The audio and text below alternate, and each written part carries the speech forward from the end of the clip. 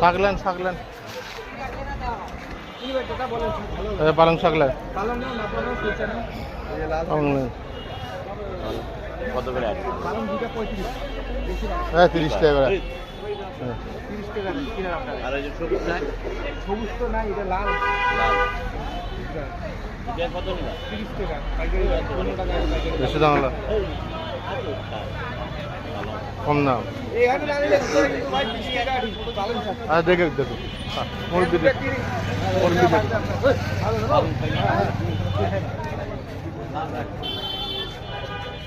লাল শাক খামো, কালো শাক খামো। ও কালো নাই, হ্যাঁ। পালং কত করে বা? ঠিক আছে, ওরা লিয়ে আসেন, দুটো লিয়ে আসেন।